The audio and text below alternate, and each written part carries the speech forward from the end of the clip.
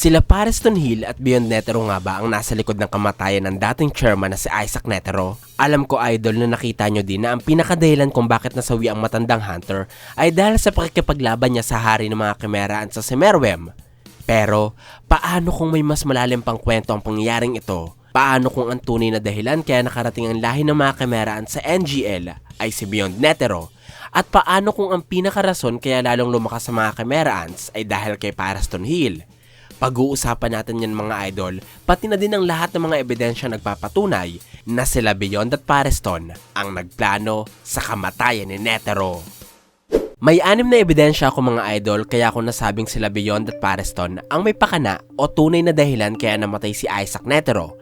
Ang unang ebidensya ay ang pagkaanod ng Chimera Ant Queen sa Neo Green Life Autonomous Region o NGL. Ang bansang ito ay makikita sa ibabang parte ng mapa. Sobrang layo sa pinapaniwalaang lugar kung saan daw nagmula ang mga Chimeraans. Ito ang Dark Continent. Ibig kong sabihin, parang ang hirap isipin na kung inanod mula sa Dark Continent ng Chimera Ant Queen, mapupunta siya sa isang bansang nasa ibaba ng known world imbis na sa mga unang lupain sa mapa. Bukod doon, nasa 2 buwan hanggang 4 na buwan ang kailangan mong biyahihin mula sa Dark Continent patungo sa ligtas na mundo.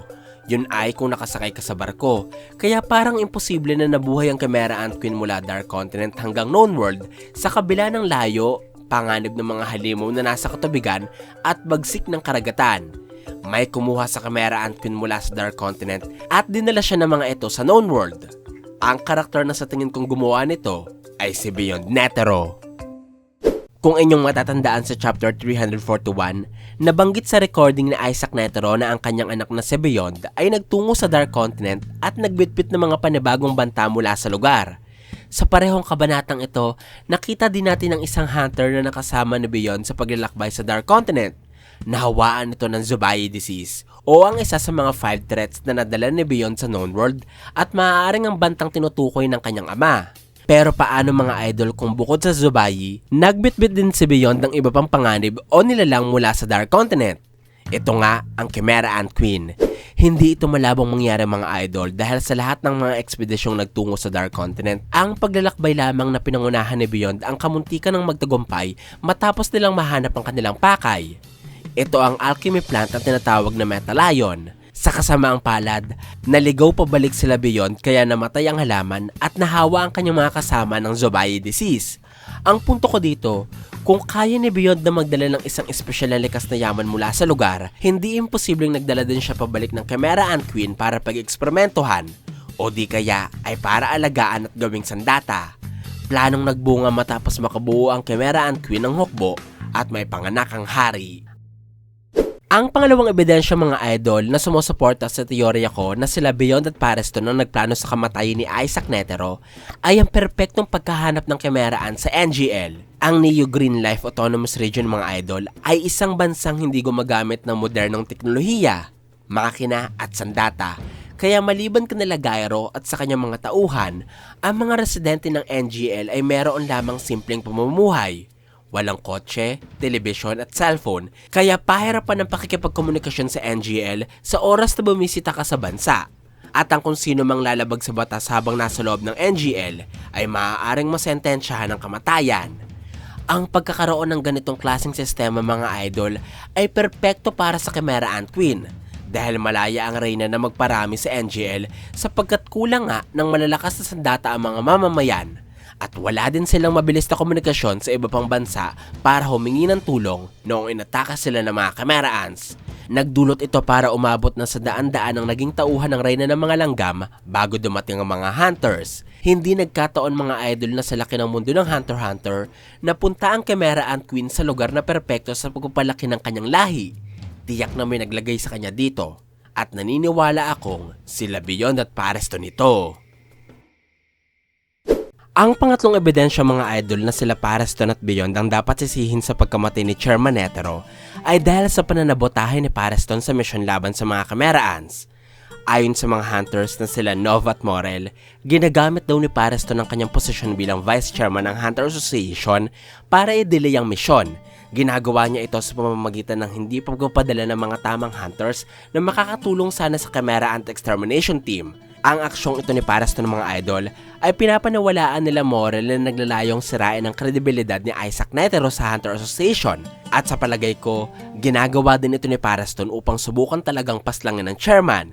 Hindi siya nagpapadala ng tamang hunters sa mission para nga naman mas lalong dumami ang mga casualties, at kung buhay pa si Chairman Netero matapos ang kaguluhan, maaaring maagaw ni Paraston ang pagka-chairman sa matanda dahil sa dami ng namatay sa misyon.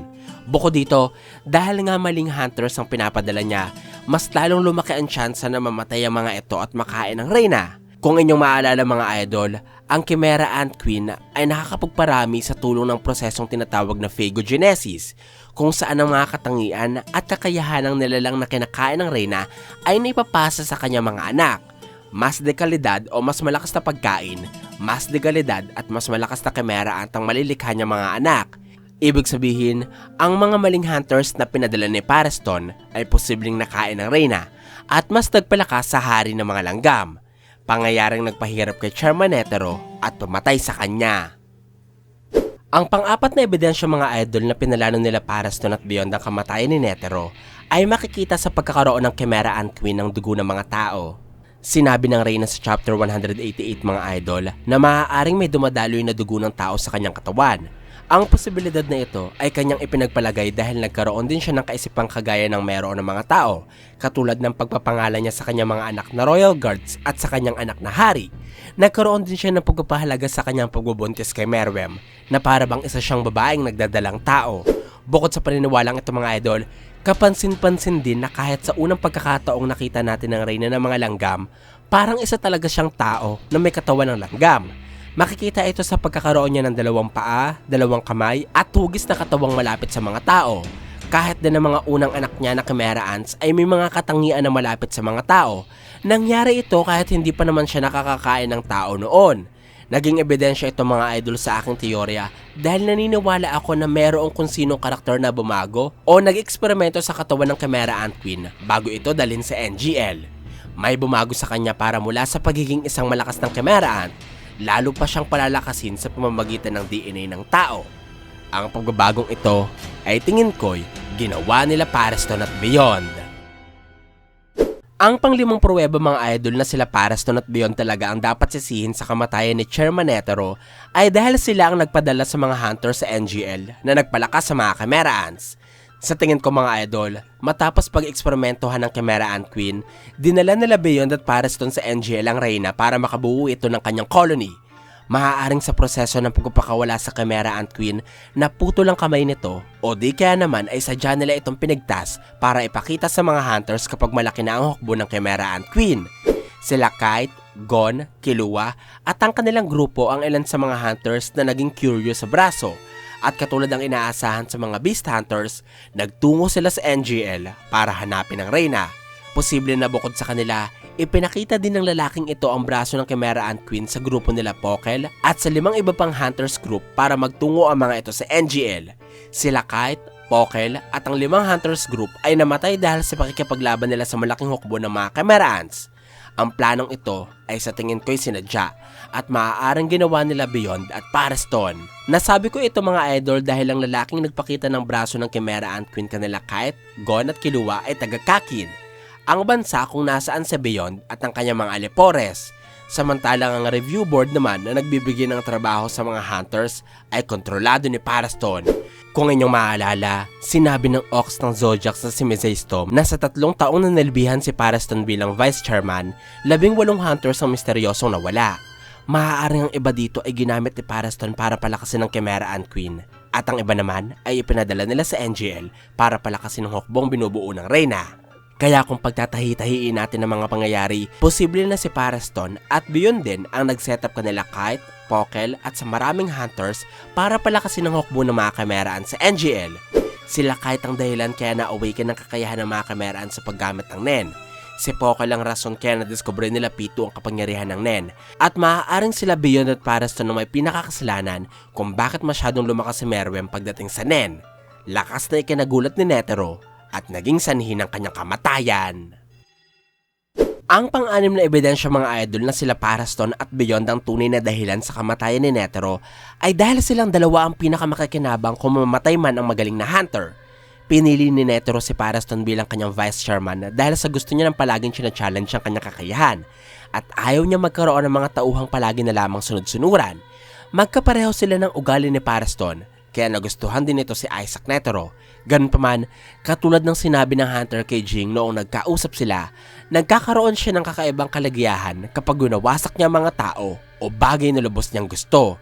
Kaya wag na tayo magulat kung kaya niyang ipapatay ang dating chairman, hindi lamang dahil sa nasisiyahan siyang gawin ito, kundi para na rin magkaroon siya ng pagkakataong maging chairman.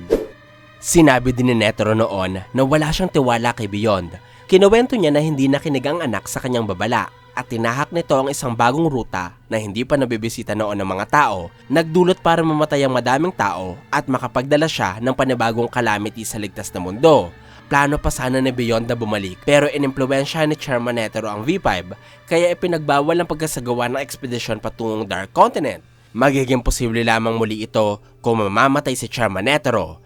Alam natin mga idol na gustong-gusto ni Beyond na makapaglakbay muli sa Dark Continent at hindi malayong isipin na ang kanyang layunin ang nagkumbinsi sa kanyang patayin ang sarili niyang ama.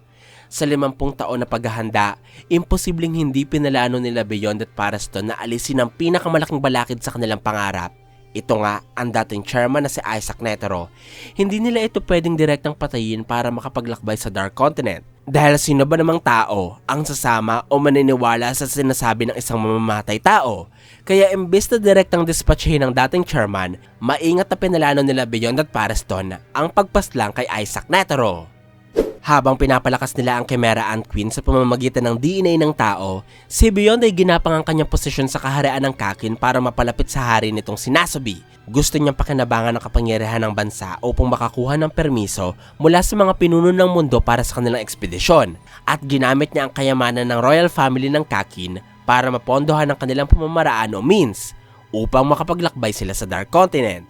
Si Paraston naman ay tinarabaho ang kanyang hunter para maging vice chairman ng Hunter Association at pumangalawa kay Netero. Ito ang nagpahintulot kay Paraston para makahanap ng mga tamang tao na gagawing parte ng kanilang ekspedisyon.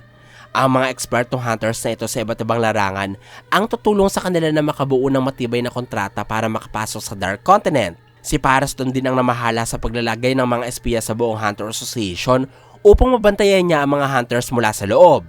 Magamit niya ang kakayahan ng 12 Zodiacs at makontrol ang buong Hunter Association para mas mapalakas ang kanilang qualification o para maging mas kwalipikado ang kanilang grupo sa isang ekspedisyon.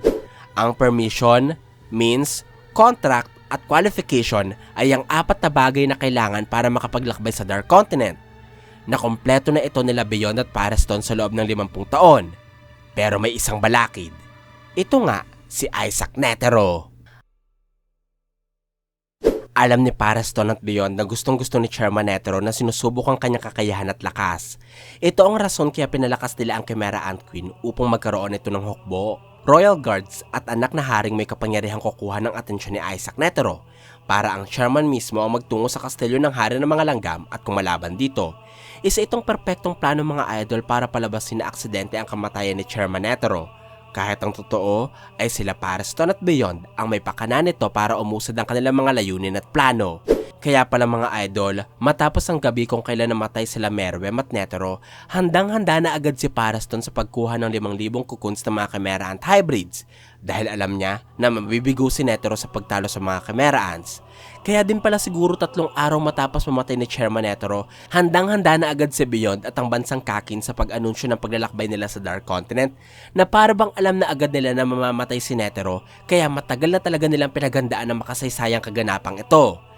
Kaya pala bago mamatay si Netero, nag-record siya ng 2 videos. Una ay para gabayan ng 12 Zodiacs sa pagpili ng bagong chairman dahil alam niya na hindi na siya uuwing buhay sa misyon. At ang pangalawang video ay para ihanda ang mga hunters kay Beyond Netero dahil siguro alam niya na ginagamit ng anak ng mga Chimera Ants para sa kanyang katapusan.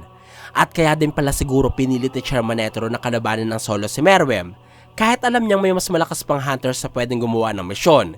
Hindi lamang ito para sukatin ang kanyang lakas. Maaaring ginawa niya ito dahil alam ng matanda na ang kanyang anak na si Beyond ang nagbitbit sa halimaw mula sa Dark Continent. Kaya gusto niyang siya mismo ang tumapos sa mga Chimera Ants. Ang kaso, napaslang si Isaac Netero. Resulta ng masamang plano nila Paraston Hill at Beyond Netero. Ito po ang aking paliwanag sa planong ginawa nila Beyond at Paraston para patayin si Isaac Netero. Sana po ay nagustuhan nyo ang aking paliwanag. Kung meron pa po kayong tanong at gustong idagdag, huwag po kayong mahihiyang magkomento sa baba.